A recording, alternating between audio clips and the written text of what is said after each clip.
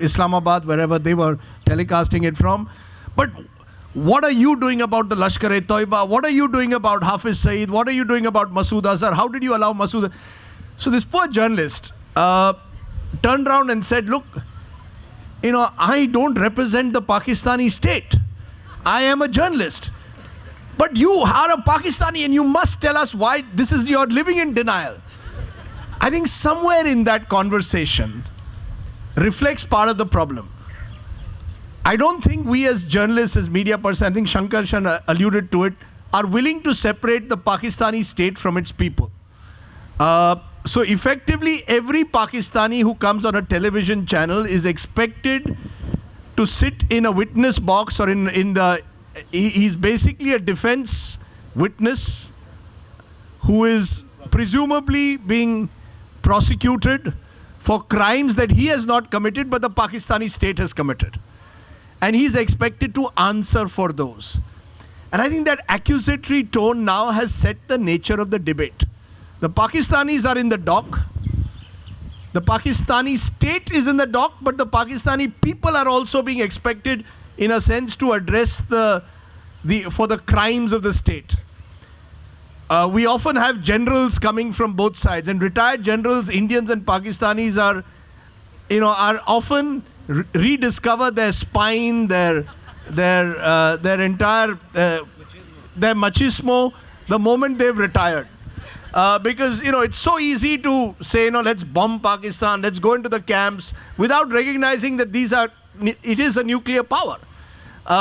So I think part of the problem is that we have confused the Pakistani state with the Pakistani people. Also, the nature of television itself reduces most complex issues to black and white cockfights. Because that's, it's so much easier to conduct a debate on television by positioning it as black versus white. The color grey has disappeared from television screens. It's on our heads, but it is actually the most valuable color. It is actually the color which should really define where truth lies. Truth very rarely lies in black and white. So if Pakistan is changing, for example, I don't think any of us are willing to recognize that change. If Pakistan is living in denial, and that it is true that a section of the Pakistani state continues to live in denial, we are going to now believe that if anyone stands up and says, no, the Pakistani state has done something wrong, we will not accept that to be a nuanced new view that is emerging out of Pakistan. We will only take the view that suits us. And the danger of this is that we are creating, as I say, a war, even before it takes place on the line of control, is going to take place in a television studio. And we are also creating a generation today of Indians and Pakistanis, my son's generation, my daughter's generation, which frankly is going to see each other divorced from the nostalgia and the romance of partition, which also in a sense tended to color our eyes, into a India and Pakistan relationship that is based on much more primordial hatreds, prejudices, and a stereotyping of each other in a way that is regressive. Pakistan faces serious crisis, so do we. Both countries face their own challenges. And those challenges lie in, and we need to grapple and wrestle with those challenges. But if we are going to get into this accusatory mode against each other, then I don't think we end up doing justice to each other at all. And I think part of the problem, as Sankarshan said, is as a journalist, do I wear the tricolor or do I wear the Pakistani flag when I report on each other? It's not easy. Sankarshan may be an exception when it comes to Kargil. Let's be clear, most Indian journalists who go into a war situation believe they are an extension of the military. And it's not just true of India and Pakistan, it's true across the world. There was this famous debate that Margaret Thatcher had during the Falklands War with John Birt, the Director General of the BBC. And she rang him up once and said, what are you doing? You are not giving only our side, you are allowing the Argentinians to also be heard on BBC. And John Birt, being the kind of journalist he was, said, Madam, I am not the outrider of political authority, I am the BBC. Now, how many Indian journalists are willing to stand up and say that to Narendra Modi, or, since he's in power, I use his name for no other reason, are going to stand up and say, sorry, we are journalists first, and then we are patriots. And let me tell you how this actually leads to the narrative, in a sense, being confused. And I'll give you this example before ending. And it's a true story. In January of 2013, 2 Indian soldiers were beheaded on the border. Terrible. The LOC is not a pretty place. The LOC is a place where guns are fired on either side. But the sight of 2 Indians, or the news of 2 Indians being beheaded, immediately led to breaking news. And the Hindi channels went a step ahead. Pakistan, baaz aao, kab tak sahenge? And kab kya kar rahe ho? And poor old Manmohan Singh, not exactly the most muscular prime minister that we've produced, was essentially being pushed into a situation where Indian television media, and indeed news media, was questioning the seeming effeminate nature of Indian foreign policy when it came to Pakistan. 2 Indian soldiers killed. The next thing you knew was that the foreign minister of India, Salman Khurshid, was grappling with the idea that how do we respond effectively, not so much to address our foreign policy concerns, but the media's constant desire to somehow or the other avenge these 2 soldiers who had been beheaded. And at a background briefing that we had with the foreign minister a few weeks later, he said, honestly, I was being pushed into a situation where I was being told at least we must have some kind of low intensity conflict. Because if we don't, then the appetite of the carnivorous news channels and newspapers will not be fulfilled. And we then reached a situation where the other side of the story was not told, wherein the fact was that 2 Pakistani soldiers had also been killed in that same exchange which had taken place, which had then led the Pakistani soldiers to retaliate. But if you watched Indian news channels, we did not tell anyone that Pakistani soldiers had been killed. I don't know if Pakistani television reported accurately about the manner in which 2 Indian soldiers had been beheaded. And the fact also was that 2013 was actually the most peaceful year that India and Pakistan had on the LOC for almost a decade. But that grey area was never recognized in the news reportage. It was so much easier to position it as those terrible Pakistanis have killed 2 of our soldiers. What are we doing? We need to kill. And Sushma Swaraj, who is of course now the foreign minister and perhaps will never say it, said I think she said something that हमारे 2 लोगों को मारा है, हम उनके 10 मारेंगे. I would love to hear Sushma Swaraj say that now as foreign minister. I would love to hear Mr. Narendra Modi, who when Salman Khurshid gave biryani to, I think, Zardari when he went to Ajmer Dargah and had a meal for him, immediately tweeted, and I believe the Prime Minister doesn't tweet, but surely knows what he's tweeting since it's in his name, said, इनको आप बिरयानी खिला रहे हो, what kind of government is this? And now has gone to have kebab and more without being invited as part of some Christmas Eve. He doesn't eat. Well, he had doklas and the other guy had kebabs. But either way, in 2 years, the man who was complaining that chicken biryani was being given to the Pakistani head of state when he came to Ajmer Dargah Sharif, the foreign minister who was complaining that for 2 Indian heads you must kill 10, are now looking to reach out to Pakistan. So then you ask yourselves that what is this schizophrenia that exists? I'll never forget a poster that was there since we started with cricket, of a poster in the 1996 World Cup match, watching it in Lahore, where there was this poster which someone had put out saying, Kashmir le lo, Madhuri de do. And I was covering Kargil from the other side. I had the good fortune of covering Kargil from the Pakistani side. And it was absolutely bizarre because, you were trying to sort of get a sense of how the Pakistanis were looking at war. You would come back with these confused signals, and as you were coming back to the Pearl Continental in Lahore, the pianist was playing Suhani Raat Dhal Chuki, and you'd go to him and he'd say, Sir, मैंने तो मेरी पूरी जिंदगी मोहम्मद रफ़ी पर गुजारी है. And you ask yourself, what kind of peculiar, strange, schizoid relationship is this? And this schizoid relationship, I think, demands of us as journalists that we reflect it in all its variety, rather than treat it as a black and white relationship. If we treat it as a black and white relationship, trust me, we are not doing justice to the subcontinent or to the future of this region. Thank you. Thank you for that, Rajdeep.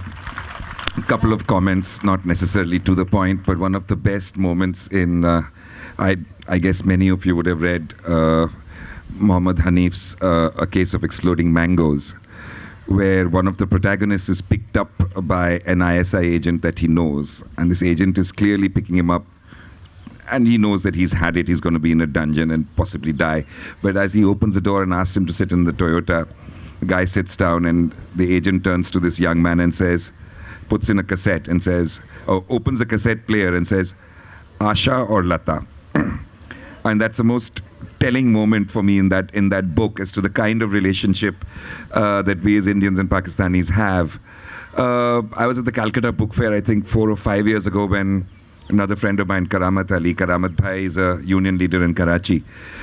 He came and spoke very eloquently about from a labor activist point of view, about the whole business of this India-Pakistan rivalry, dushmani, etc. And the whole concept that he put forward was that the working man or the poor person in both the countries is equally oppressed, is equally unfortunate. It's the people in power who need to have this dushmani. Like in Pakistan, there's a concept that ye to dushmandar aadmi hai, meaning he's a man who can afford to have enemies. And likewise in India, we have several such concepts of machismo and power that we need at the top of our society, whether it's the army or the politicians or to some extent, I'll kind of try and excuse the oligarchs, because I think they need the borders to be a bit more porous, that we need to have this enmity and we need to have this thing constantly on the boil in order to keep business going properly on both sides. In which now, from the sound of it, I would also tend to include the media. It suits the media for there not to be peace. Peace is boring. How do you report on peace? But if somebody's beheaded, or there's a bomb blast, or there's an attack on a college, then the mirch masala kind of continues. Would you, Mehr, please? Yes. I have noticed one thing. I call it hashtagging. It's unbelievable that a country of 1.25 billion people, you people are in a different league in the sense a lot of you are educated compared to a lot of Pakistanis. But the kind of exposure most Indians have is something that we don't really see in Pakistan. So it's very sad to see how such important things have been reduced to sensationalism on TV. Let me say this very clearly, that people like me, and there are a number of them, who have been horrified by what happened in Mumbai, by what happened in Pathankot, by what happens at the LOC. We have always condemned anything that has been proven that it was done by Pakistanis, and we want Pakistan government to bring the perpetrators of, say, for instance, the Mumbai attack to justice. We want that to happen, and that's a number of Pakistanis. What you people see, what she was talking about the films, or he mentioned Madhuri, we know a lot about India. You people don't know anything about us. Yes, right now you have seen a few television serials, but other than that, what you think about Pakistan is that it's a country of mullahs and women running around not even running around, locked up in burqas. People on social media ask me constantly, whenever I tweet about going out after, say, for instance, midnight to pick up something, or are you allowed to go out? Are you allowed to do this? Are you allowed to say this? I tell them that we have been writing about things, we talk about things. What you see, Pakistan state and Pakistan state's role in creating whatever has happened in Kashmir since 1948, we can't deny that. But they always had a very kind of, what should I say, it was a holy war for Pakistan. Pakistan thought that it was important for Pakistan to take Kashmir away from India, because that's what Kashmiris wanted. And over the years, it has that whole idea has changed. Pakistanis are very uncomfortable about Pakistan state or Pakistan army being involved in Kashmir or in any kind of terrorism within India or anywhere else in the world. I would say seriously, 99% of Pakistanis are normal, regular people. Most of them, living like poor people anywhere in the world. The middle class is exactly the same with the same issues. What you see, but on your 9 o'clock, 8 o'clock, 9 o'clock news, I was on a talk show 3 days ago. It was Z-Biz. I don't even know who the anchor was. He was talking about the Char Sadda attack in Pakistan, and he was talking about what a failed state Pakistan is. And for once, normally I remain very cool, but once I actually started to scream like Arnab Goswami. I said, why? I said, don't you have poverty issues in India? Don't you have farmer suicides? Don't you have girls getting raped? Don't you have a lot of economic and social issues that are quite similar to what we face in Pakistan every day? Why are you calling it a failed state when you're talking about a terrorist attack in Pakistan? I said, talk about Pathankot and ask Pakistan government to take responsibility, and of course we'll back that up. I have written about it, I've talked about it on Pakistan's national television, that yes, Pakistan media should stop blaming India for each thing that happens in Pakistan, because that's the only answer Pakistan has when it's dealing with its own issues. As far as Indians are concerned, yes, your skepticism is completely justified. There have been incidents which were very horrific and which should have been taken care of by Pakistan government, and nothing happened. But please try to understand, it's not necessarily about not giving justice to perpetrators of mayhem in India. Pakistan's legal system is quite shoddy. Benazir Bhutto's assassination is not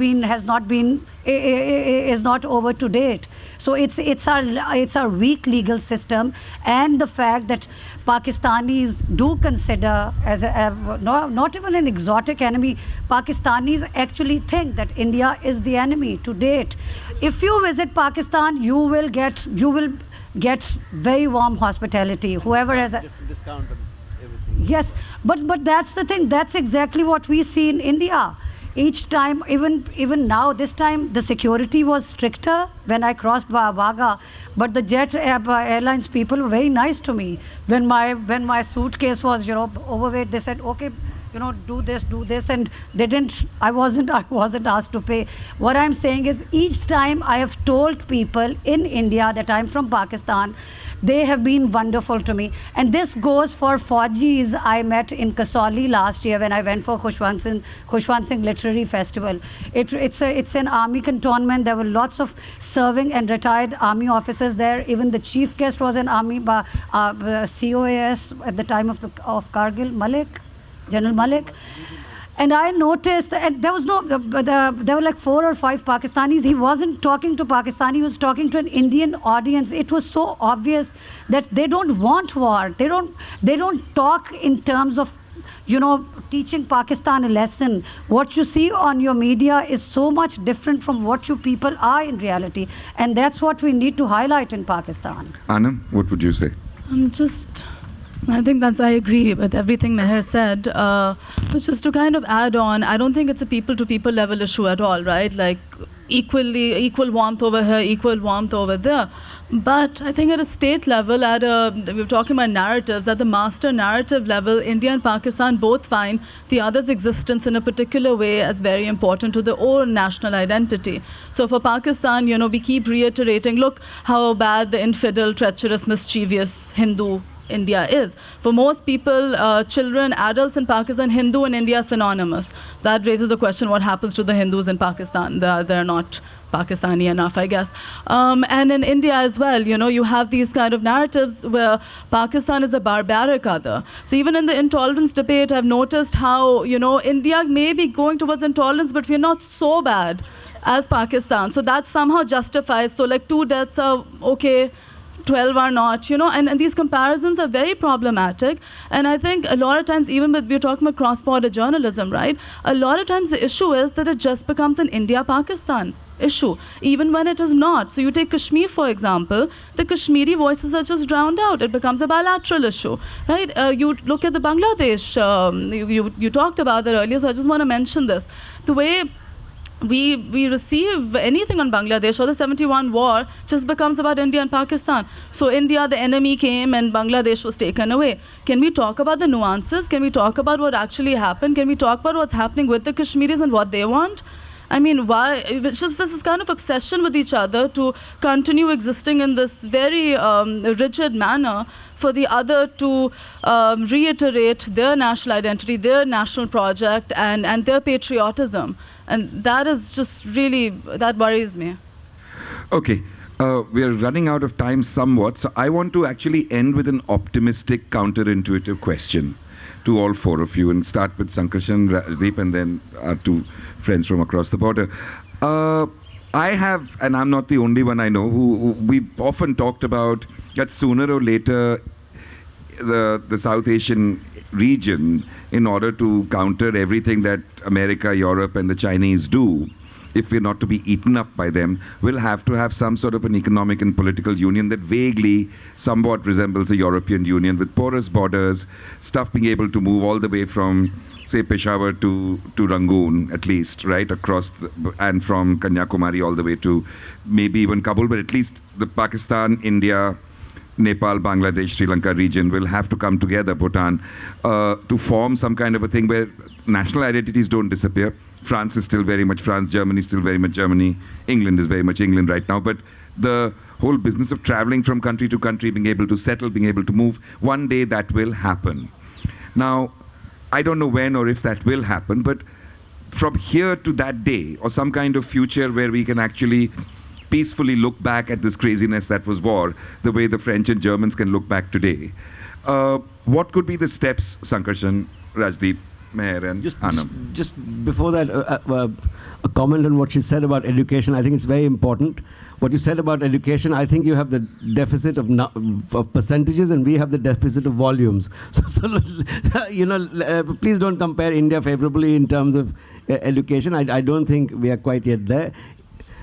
You talking about dismantling borders just yesterday or day before? I read in the newspaper, or was it today, Rajdeep, that we are thinking of putting up infrared borders where border building is not possible. I mean, frankly, you were talking too much idealism. I mean, you're off your rocker. I know, but I just wanted totally to test drive it. Because unless we start talking about it, it'll never happen, right? And they do say the darkest hour is right before the dawn, so maybe, I don't know. That's poetry. It's also a thought. It's philosophy, That's not right? bilateralism. Well, sure, I appreciate it. No. Ruchir, I know where you're coming from.